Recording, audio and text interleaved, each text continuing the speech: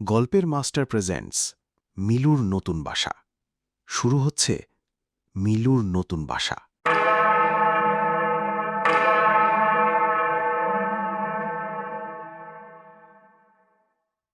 বাসা একটা দেয়ালের গা ঘেঁষে ছিল এক ছোট্ট ইঁদুরের গর্ত। সে গর্তে থাকতো দুই ভাই, বড় ভাই মিঠু আর ছোট ভাই মিলু। মানুষদের বেডরুমের দেয়ালের ভেতর এমন একটা জায়গা ছিল যেখানে সারাদিন আলো ছায়া খেলা করত, আর রাত হলে নেমে আসতো নিঃশব্দ নিস্তব্ধতা। এই নিস্তব্ধতা ওদের সবচেয়ে প্রিয় ছিল, কারণ তখন ওরা দুই ভাই একসঙ্গে জড়িয়ে ঘুমিয়ে পড়ত নরম তুলোর মতো বিছানায়। মিঠু নিজের হাতে বানিয়ে রেখেছিল সেই বিছানা, পুরনো সোয়েটারের সুতোর টুকরো, তুলো আর নরম কাগজ মিশিয়ে। মিলু ছিল ছোট, কৌতূহলী আর খুবই স্বপ্নবাজ। সে সবসময় মজার সব কল্পনায় ডুবে থাকত, আর তার সবচেয়ে প্রিয় স্বপ্ন ছিল চিজের পাহাড়, বিশেষ করে হলুদ ঘ্রাণে ভরা চেডার চিজ। প্রতি রাতে সে চোখ বন্ধ করেই পৌঁছে যেত তার সেই কল্পনার চিজ রাজ্যে। কখনো সে চিজের ওপর লাফাচ্ছে, কখনো সেটা কামড়ে খাচ্ছে, আবার কখনো মিঠুকে ডেকে বলছে, এই দেখো ভাই, পুরোটা আমার। কিন্তু সমস্যা হতো একটা জায়গায়। সেই ঘুম ভাঙিয়ে দিত বড় ভাই মিঠুর গর্জনের মতো নাক ডাকা। কখনো সেটা হালকা ফিসফিসে, আবার কখনো যেন কেউ হাসছে, আবার কখনো মনে হতো পুরো গর্তটাই কাঁপছে। মিলু কখনো চোখ কচলে উঠে বসে থাকতো, কখনো প্যাচ মেরে মাথার ওপরে কাপড় চাপা দিয়ে আবার ঘুমানোর চেষ্টা করত। বেশিরভাগ রাত সে মানিয়ে নিত, কিন্তু বিশেষ করে যখন তার স্বপ্নে একটা বিশাল চিজের টুকরো তার সামনে ঠিক উঠে আসতো, তখনই হঠাৎ মিঠুর এক জোরালো ঘন ঘন নাক ডাকার শব্দে মিলু গড়গড়িয়ে জেগে উঠত। এক রাতে এমনই এক স্বপ্নের মাঝে হঠাৎ চোখ খুলে বসে পড়ে মিলু। তার মনে হলো, না, আর নয়, আমি বড় হচ্ছি। নিজের একটা শান্ত জায়গা দরকার আমার, যেখানে কেউ নাক ডাকবে না, কেউ ঘুম ভাঙাবে না, শুধু আমি আর আমার চিজের স্বপ্ন। পরদিন সকালে সূর্যের আলো ঠিক করে আসেনি তখনও। মিঠু আরাম করে তার কাঁথা টেনে ঘুমোচ্ছিল। মিলু ধীরে ধীরে উঠে বসল, বিছানা গুছিয়ে নিয়ে দুটো কাগজের টুকরোয় বানানো কৌটো রাখা শুকনো রুটি খেতে খেতে সে মিঠুর দিকে তাকিয়ে বলল, ভাইয়া, আমি একটা সিদ্ধান্ত নিয়েছি। আমি আজই বেরোবো, নিজের একটা গর্ত খুঁজে নেব। আমি এখন অনেক বড় হয়েছি, আর একটা ছোট ভাই হিসেবে তোমার জায়গা দখল করে থাকবো না। মিঠু একটু হেসে চোখ খুলে তাকালো। তার ছোট ভাইয়ের চোখে সাহস আর কৌতূহল দেখে সে গর্বে ভরে উঠল। গলায় নরম সুরে বলল, যাও মিলু, খুঁজে দেখো তোমার নিজের জগৎটা কেমন। কিন্তু একটা কথা মনে রেখো, এই গর্তে সব সময় তোমার জন্য একটা বিছানা থাকবে। তুমি যখন খুশি ফিরে আসতে পারো। এই কথা শুনে মিলুর বুক ভরে উঠল আনন্দে। মিঠুকে জড়িয়ে ধরল সে। তারপর গর্তের মুখে এসে থামল। বাইরে তাকিয়ে দেখল বিশাল ঘরটা। মানুষের ছড়ানো খেলনা, কার্পেটের সাঁকো, আসবাবের বন, সব মিলে ওর জন্য যেন এক বিশাল অভিযান অপেক্ষা করছে। একটা ছোট্ট নিঃশ্বাস নিয়ে মিলু মনে মনে বলল, আমি পারবো। আমি আমার স্বপ্নের মতো একটা গর্ত খুঁজেই নেব। এই কথা ভেবেই সে তার খুদে পা দুটো মেঝেতে ফেলল, আর শুরু হলো মিলুর সাহসিকতার যাত্রা। নতুন গর্তের খোঁজে, শান্তির খোঁজে, আর অবশ্যই চিজের স্বপ্নের খোঁজে। মিলু নিজের ছোট্ট গর্ত ছেড়ে বেরিয়ে পড়েছে নতুন গর্তের খোঁজে। তার পায়ের নিচে নরম কার্পেট, মাথার উপরে উঁচু উঁচু আসবাবপত্রের ছায়া। চারদিকে সবই বিশাল। মানুষের দুনিয়া একেবারে যেন এক রাজ্য। আর মিলু সেখানে একটা ছোট্ট রাজদূত। সামনেই ছিল মানুষের বাচ্চার ঘর। দরজাটা অল্প খোলা আর ভেতর থেকে আসছিল হালকা আলো। মিলু ধীরে ধীরে ঘরে ঢুকলো। ঘরের মেঝে ছিল একেবারে যুদ্ধক্ষেত্রের মতো। রঙিন প্লাস্টিকের ব্লক ছড়িয়ে ছিটিয়ে। লাল, নীল, হলুদ রঙের খেলনা গাড়িগুলো লাইন দিয়ে দাঁড়িয়ে আছে, ঠিক যেন কোনো ছোটোখাটো যানজট। উফ, কি বিশৃঙ্খলা! নিজের গোপ ঘষে ভাবল মিলু। সে কিন্তু নিজের জায়গাটা সবসময় গুছিয়ে রাখে। এই জগা খিচুড়ি তার একদম পছন্দ না। মিঠু তাকে শিখিয়েছিল, ঘুমোনোর জায়গা যত ছোটই হোক, সেটা পরিপাটি হলে তবেই শান্তি মেলে। তবু আজ মিলু কিছুতেই থামবে না। সে ঠিক করেছে নিজেই খুঁজে নেবে নিজের গর্ত।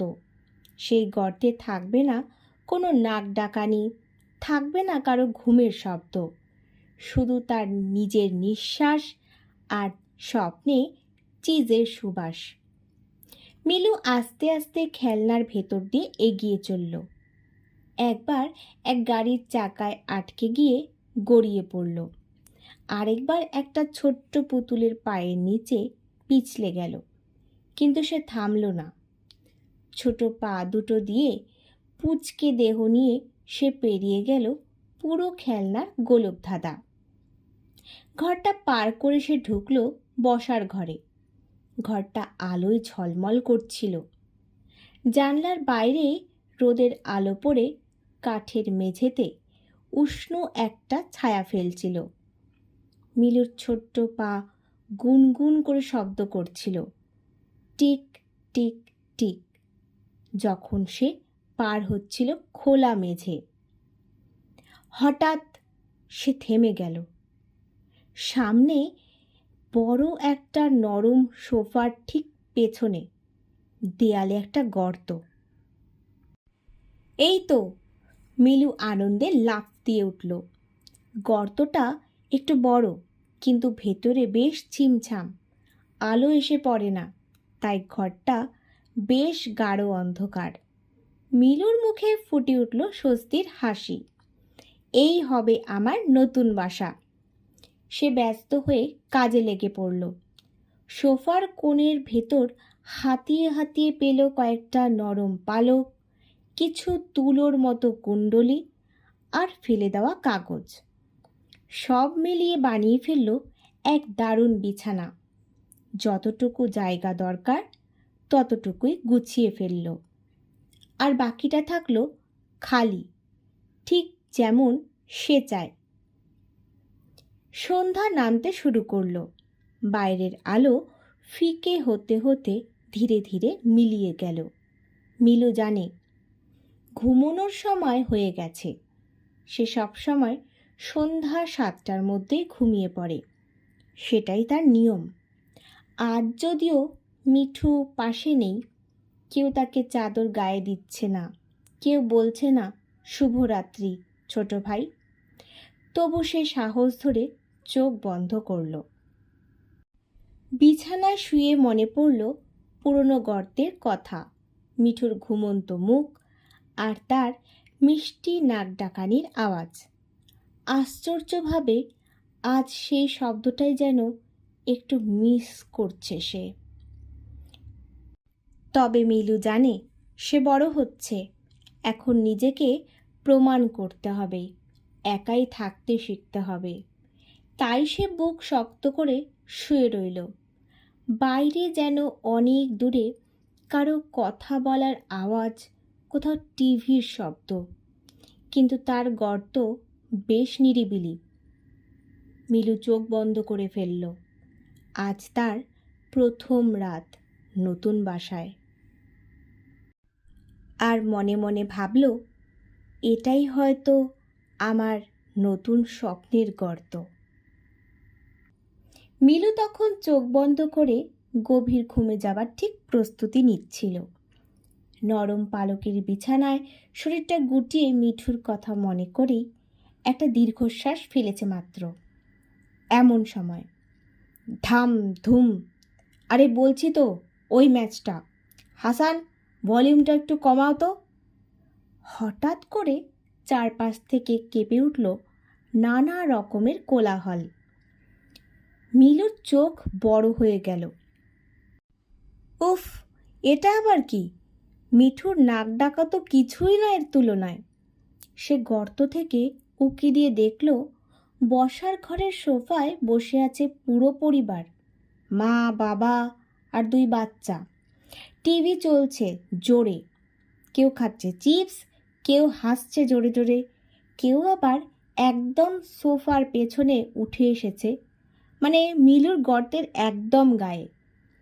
এইখানে তো ঘুমানোই যাবে না, মনে মনে গজগজ করল মিলু। সে কিছু না ভেবে ছুটে বেরিয়ে পড়ল সেই গর্ত থেকে। ছোট পা দুটো মেঝের ওপর টিক টিক করে শব্দ করছে, আর কার্পেটের বাইরে টালি মেঝেতে গেলে হলো টুপটাপ একেবারে জল পড়ার মতো শব্দ। এত শব্দ, এত আলো, এত লোক! মিলুর মাথা ঘুরে গেল। সে জানে যদি না ঘুমায় তাহলে আগামীকাল তার চিজ খাওয়ার স্বপ্নটা ভেস্তে যাবে। তাই এবার সে ছুটে গেল রান্নাঘরের দিকে। ঘরটা তুলনামূলকভাবে একটু নিঃশব্দ, আলো কম, আর মানুষের পা চলাচলও তেমন নেই। রান্নাঘরের কোণায় সে পেল একটা নতুন গর্ত, ফ্রিজের পেছনে। ফ্রিজের গায়ে গরম গরম বাতাস বের হচ্ছিল, আর ভেতরটা বেশ আরামদায়ক লাগছিল। এই তো, এবার নিশ্চিন্তে ঘুমানো যাবে বলে মিলু তৎপর হয়ে উঠল। সে কিচেন টিস্যু খুঁজে খুঁজে নিয়ে এলো। একটু খসে পড়া টিস্যু, একটা টুকরো সুতির কাপড়, আর কয়েকটা শুকনো পেঁয়াজের খোসা, যা পরে সে বাদ দিয়েছিল কারণ গন্ধটা বড় ঝাঁঝালো। সব মিলিয়ে বানিয়ে ফেলল একটা নরম সরম বিছানা। ঘাড় গুটিয়ে হাত পা গুটিয়ে মিলু আবার শুয়ে পড়ল। চোখ দুটো বন্ধ করে ফেলেছিল। ঠিক তখনই ঠক ঠক, ঝড় ঝড় ঝড়, ছপ ছপ ছপ। মিলু চমকে উঠল। এইবার আবার কি? সে গর্ত থেকে উঁকি দিয়ে দেখল একজন মানুষ বাসন মাজছে। টিনের বাটিতে বারবার পানি পড়ছে। চামচ ফর্ক ঠুকে ঠুকে বাজছে এক অদ্ভুত সুরে। আহা, আবার ঘুম গেল। মুখটা কুঁচকে গেল মিলুর। এবার আর রাগ চেপে রাখতে পারল না। গোপ ঝাঁকিয়ে বলল, এ তো একেবারে শব্দের রাজ্য। এখানে কি কেউ একটু চুপচাপ থাকতে পারে না? কেউ কি ঘুমাতে চায় না? সে বুঝল রান্নাঘরের এই গর্ত তার শান্ত ঘুমের জায়গা হতে পারবে না। কিন্তু মিলু হতাশ হলো না। সে জানে নতুন ঘর খুঁজে পাওয়া সহজ নয়। মাঝে মাঝে ঘর পাল্টাতে হয়, মাঝে মাঝে কষ্টও হয়। কিন্তু মিঠুর একটা কথা মনে পড়ল, যেখানেই যাও নিজের শান্তিটুকু নিজের মতো করেই খুঁজে নিতে হবে। মিলু আবার পিঠে তার খুদে ব্যাগটা বাঁধল, মুখে একটা ছোট্ট হাসি এঁকে নিল, আর বলল, আচ্ছা, দেখা যাক এবার কোথায় যাওয়া যায়। আকাশে, নিচে, রান্নাঘরের ফাঁকা ছায়ায় ভেতর দিয়ে মিলু আবার ছুটল নতুন ঘরের খোঁজে, নতুন স্বপ্নের পেছনে। সব ঘরেই মানুষজন, আলো আর শব্দে ভরা। তাহলে ওপরের দিকেই যাই না কেন? সেখানেই হয়তো শান্তি আছে। ছোট্ট ব্যাগটা গায়ে বেঁধে সে রওনা দিল সিঁড়ির দিকে। প্রতিটি ধাপ যেন এক বিশাল পাহাড়। তার ছোট পা দুটো হাঁপড়ে উঠল, কিন্তু সে থামল না। মুখে ছিল দৃঢ় সংকল্প, আমি নিজের জন্য একটা নিঃশব্দ শান্ত বাসা খুঁজবই। এক ধাপ, দুই ধাপ, সিঁড়ির রেলিং ধরে একরকম টেনে টেনে সে পৌঁছালো ওপরতলায়। ওপরের করিডোরটা ফাঁকা। হালকা আলোয় মিলু দেখল একটা দরজা আধ খোলা, ভেতরটা অন্ধকার আর ঠান্ডা। এই তো, এখানে নিশ্চয়ই কেউ নেই, মনে মনে আনন্দে লাফ দিল সে। ধীরে ধীরে মিলু ঢুকে পড়ল ঘরটায়। এটা ছিল বাথরুম, কিন্তু মিলু তো মানুষের জগতের নিয়মকানুন জানে না। তার কাছে ঘর মানেই একটা শান্ত কোণ, একটুখানি নরম বিছানা আর ঘুমের মতো মিষ্টি স্বপ্ন। ঘরের এক কোণে সে খুঁজে পেল একটা জামা কাপড় রাখার ঝুড়ি। ঝুড়ির পেছনে অন্ধকার আর দেয়ালে একটা ছোট্ট গর্ত। এটাই হবে আমার নতুন গর্ত। মুখে ছোট্ট একটা হাসি ফুটে উঠল মিলুর। সে ঝুড়ির নিচ থেকে বের করলো কয়েকটা তুলোর বল। হয়তো কারো কান পরিষ্কারের কাজে ব্যবহৃত ছিল। মিলুর কাছে এইগুলোই রাজকীয় গদি। তার ছোট্ট হাত দিয়ে সে এগুলো এক করে বানিয়ে ফেলল এক আরামদায়ক বিছানা।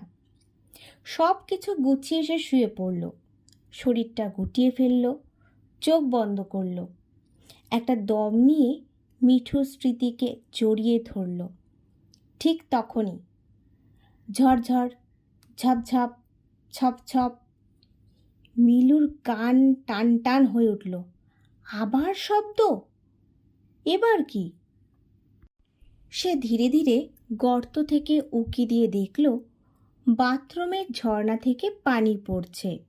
কেউ একজন স্নান করছে। পানির ধারা একটানা চলছে, কখনো জোরে, কখনো আস্তে। মিলু ভেবে বলল, এই শব্দটা অবশ্য মিঠুর নাক ডাকার মতো বিরক্তিকর নয়, একটু শান্ত, একটু সুরের মতো। কিন্তু ঘুমাতে হলে একেবারে নিঃশব্দ জায়গা দরকার। সে বিছানায় শুয়ে কিছুক্ষণ ভাবল। বৃষ্টি পড়ার মতো এই শব্দটা শুনতে খারাপ না, কিন্তু যদি কেউ আবার দরজা খুলে ঢোকে কিংবা গা ধোয়ার ফাঁকে ঝুড়ি নেড়ে ফেলে, তাহলে তো গর্তটাই উধাও হয়ে যাবে। নিঃশব্দে সে উঠে বসল। চোখে ছিল একটু ক্লান্তি, কিন্তু মনের ভিতর ছিল নতুন শক্তি। না, এখানেও নয়। শান্ত ঘর খুঁজতে গেলে আমাকে আরও ওপরে যেতে হবে, হয়তো ছাদে, হাওয়ার নিচে, তারার আলোয়। মিলু আবার তার খুদে ব্যাগটা গায়ে বাঁধল। চোখে ছিল ঝিমুনি ভরা রোদ, কিন্তু পায়ে ছিল আগামীর আশা। সে ধীরে ধীরে বাথরুম থেকে বেরিয়ে এলো। করিডর পেরিয়ে ছাদের দিকে যে সিঁড়ি উঠে গেছে সেখানে গিয়ে দাঁড়ালো। এবারের খোঁজটা হবে একটু আলাদা। এবার শুধু একটা গর্ত না, আমি খুঁজব এমন একটা জায়গা যেখানে মনটাও শান্ত থাকবে। তার পায়ের নিচে ধাপে ধাপে শব্দ হলো টিক টিক টিক। মিলু ছাদের দিকে উঠতে লাগলো, যেখানে বাতাস অপেক্ষা করছিল এক সাহসী একা ইঁদুরের জন্য। অনেক খোঁজাখুঁজি, দৌড়াদৌড়ি আর চেষ্টা করার পর মিলু অবশেষে ফিরে এলো সেই পরিচিত পুরনো ঘরে, যেখানে দেয়ালের কোণে ছিল তার ছোট্ট গর্ত, যেখানে ছিল মিঠু আর ছিল তার নরম তুলোর মতন বিছানা। বাচ্চার ঘরটা এখন একেবারে বদলে গেছে। মেঝে আর ততটাও বিশৃঙ্খল নয়। খেলনাগুলো গুছিয়ে রাখা, গাড়িগুলো সারি করে সাজানো, আর রঙিন ব্লকগুলো ঠোঙার মতো এক কোণে রাখা। মনে হচ্ছিল যেন কেউ খুব যত্ন করে সব কিছু ঠিকঠাক করে রেখেছে।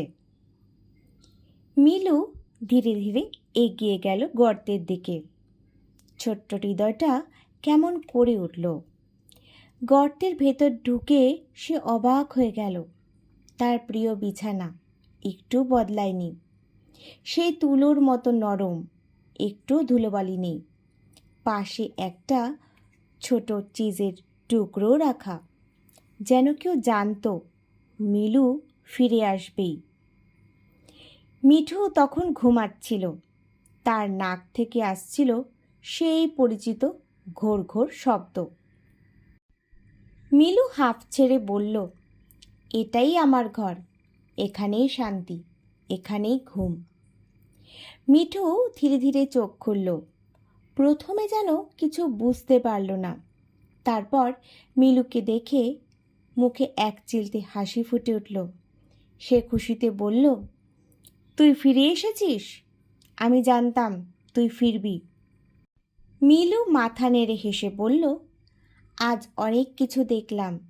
খেলনার মধ্যে হাঁটলাম, টিভির শব্দ সহ্য করলাম, রান্নাঘরে লুকোলাম, এমনকি ছাদে গিয়েও ঘর খুঁজলাম। কিন্তু নিজের ঘরের মতন জায়গা আর হয় না। মিঠু উঠে পড়ল।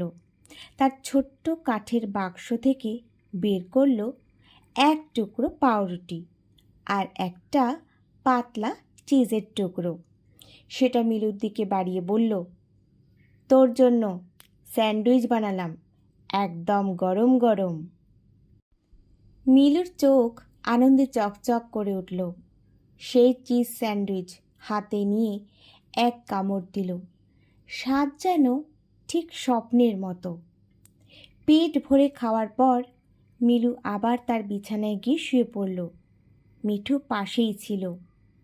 বাইরে রাত গভীর, বাতাসে হালকা ঠান্ডা, আর ঘরের ভিতর একটানা নাক ডাকার সেই শব্দ। এবার আর বিরক্তিকর নয়, বরং শান্তির সুরের মতো। মিলুর চোখ বন্ধ হয়ে এলো। সে হাসল, মনে মনে ভাবল, জীবনে অনেক নতুন জায়গা থাকতে পারে, অনেক রকম অ্যাডভেঞ্চার হতে পারে, কিন্তু রাতে ঘুমের জন্য নিজের ঘরের মতো কিছুই হয় না। তার স্বপ্নে আবার সেই চেনা চিজের পাহাড়, নরম বিছানা আর একখানা আলো ঝলমলে চাঁদ, যেখানে ইঁদুররা দোল খায়, ঘুমায় আর গান গায়। মিঠুর ঘোর ঘোর শব্দ যেন লরির মতো বাজতে লাগলো। মিলু একটু গুটি মেরে বলল, এই হোক আমার রাজ্য, আমার শান্তি, আমার ঘর। আর সে চুপচাপ শান্ত মনে ঘুমিয়ে পড়ল, একটা চিজের স্বপ্নে ভেসে।